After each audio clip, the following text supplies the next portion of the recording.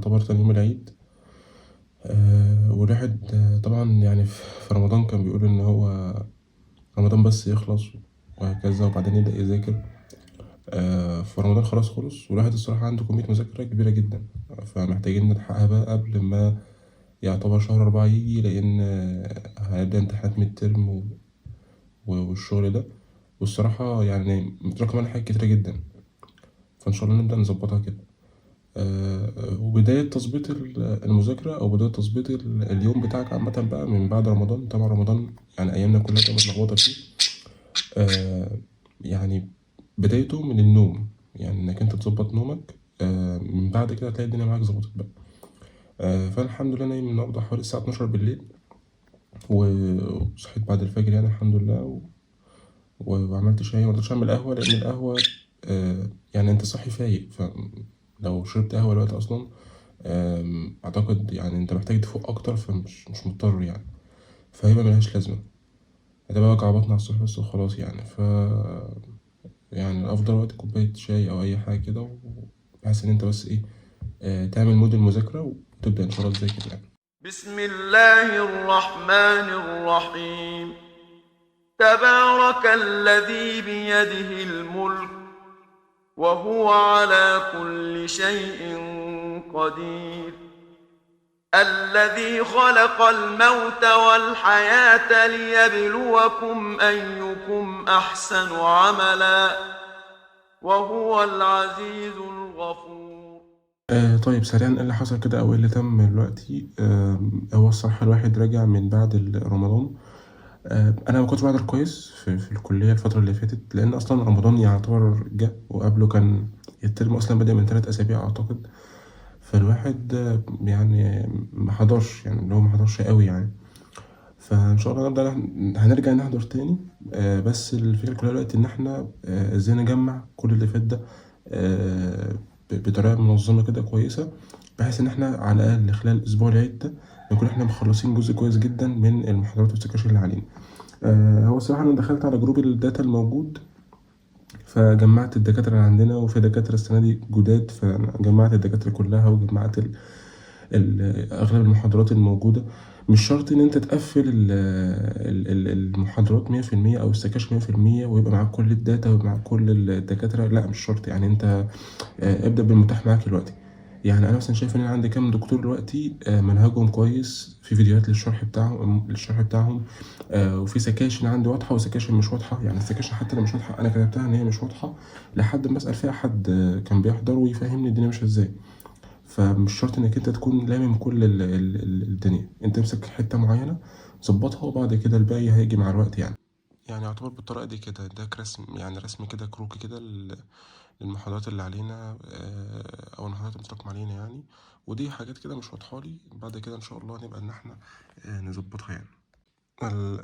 الخطوة اللي بعد كده بدأت انا اقسم يعتبر زي نظام التاسكات الكبيرة كده لأصغر منها بقى، اللي هو مثلا كل يوم أنا عندي يعني مثلا محاضرة كذا ومحاضرة كذا. طبعا وحاجة طبيعية جدا أكيد أنت عارفها. وأنت جاي تبدأ تذاكر، يعني حاول تقفل تليفونك أو تعمل وضع طيران مثلا. لو عندك وضع الصامت اعمل وضع الصامت. بقدر الإمكان ما يبقاش جنبك حاجة بتشتتك، عشان أنت في أقرب لحظة كده الشيطان هيلعب بدماغك هتروح تجيب التليفون وتفتح. فتقفل بقدر الإمكان أو تعمل وضع الصامت. أنا هعمل تليفوني كده عامة. تاني حاجة اللي هو ممكن تشغل وقت للمذاكرة، اللي هو مثلا 40 دقيقة 45 دقيقة، بيسموها تقنية البرومودورو. أنا مثلا عن نفسي بقعد 10 دقايق مثلا أذاكر، بفكر أنا قعدت ساعة بذاكر، وأنا قاعد 10 دقايق بس بفكر أنا قعدت ساعة بذاكر. طبعا احنا نقعد نحسبها كده أو نحسبها اللي هو بالزهق. لو مثلا أنا زهقت فهقوم، لأ يعني أنت كده مش تعمل حاجة بقى، يعني أنت كده كل 10 دقايق هتلاقيك قايم مثلا. فالتقنية دي بتلزمك إنك أنت لأ لازم تخلص الوقت ده مذاكرة. اقعد بقى كده، اقعد اقرا، اقعد اعمل المهم الوقت ده انت قاعد بتذاكر بس.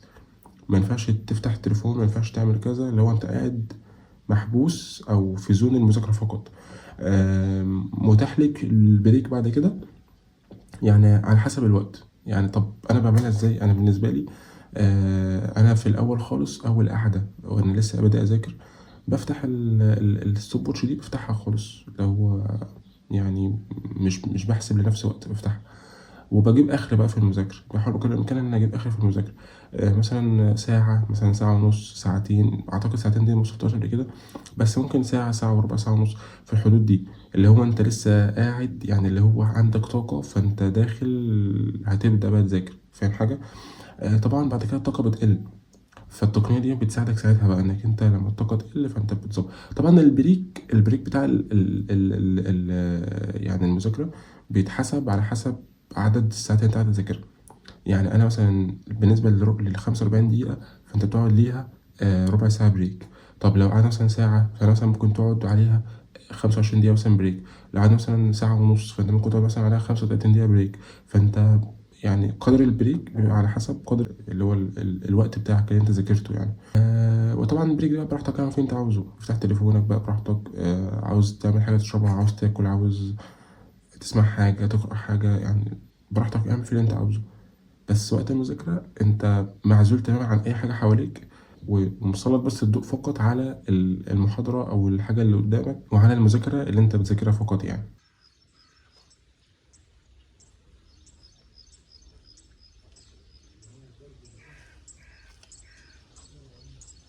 امبارح ملحقتش خالص مذاكرة الصراحة، بسبب ان انا يعني حصل في اليوم كده احداث اخر اليوم كده، الواحد ما كانش متوقعها خالص. عملت كوباية قهوة الصراحة صغيرة كده، يعني الواحد حاسس اللي هو مش فايق قوي، فان شاء الله نحاول نفوق كده وندوس بقى.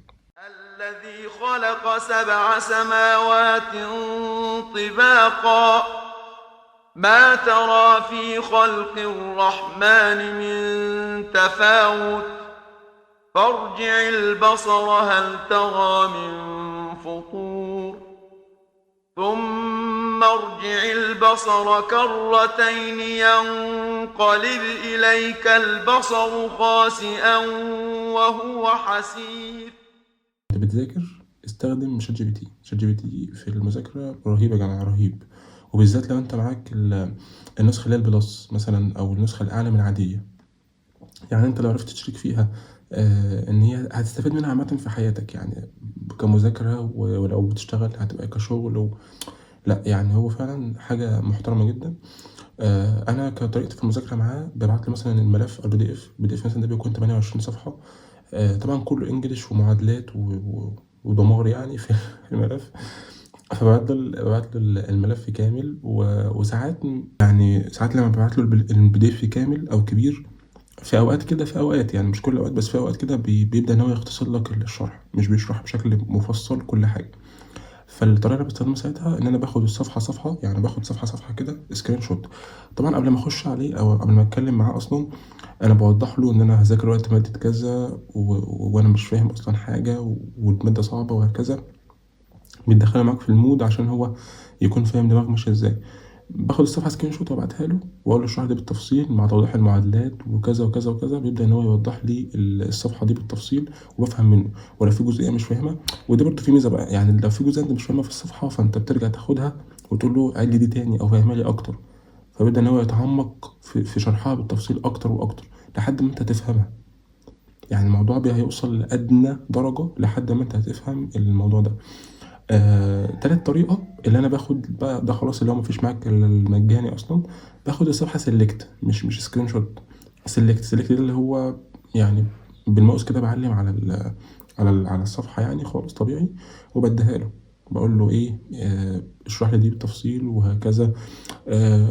طبعا هيكون عندك سنة، لو انت عندك مسألة رياضية، او لو انت عندك معادلة، او لو انت عندك الحاجات دي مش تبقى واضحة له قوي، ولو وضحت له هتوضح له برموز، مش هتوضح كشكل المعادلة. فانت بقى بتشتغل على الناحيتين، بتفهم منه، وفي الناحية التانية لما بتيجي تكتب، بتكتب من البي دي اف اللي هو المعادلات، وتكتب من البي دي اف، وتكتب كل حاجة من البي دي اف.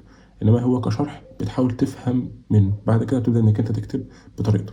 برضو للتوضيح اكتر، انا فاتح هنا الشاشتين عندي، يعني ده شات جي بي تي هنا، وده برضو الصفحة اللي انا بذاكرها دلوقتي. فمثلا انا واخد هنا من اول هنا كده، كل ده واخده سيلكت اهو، تمام.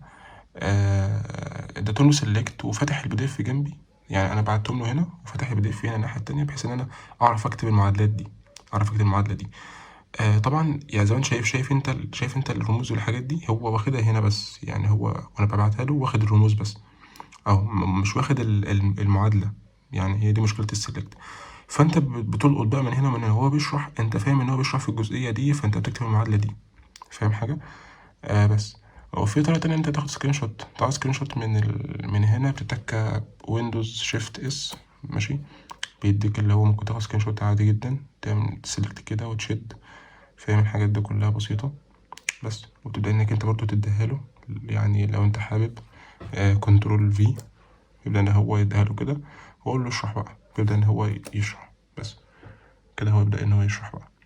فاهم حاجة؟ فلا هو يعني مفيد جدا في المذاكرة بالطريقة دي الصراحة يعني.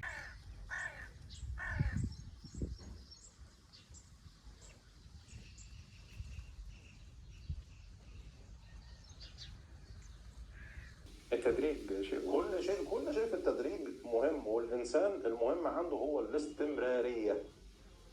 إذا أنا عملت شيفت مرة واحدة أنا مش هستمر، هتتمزق.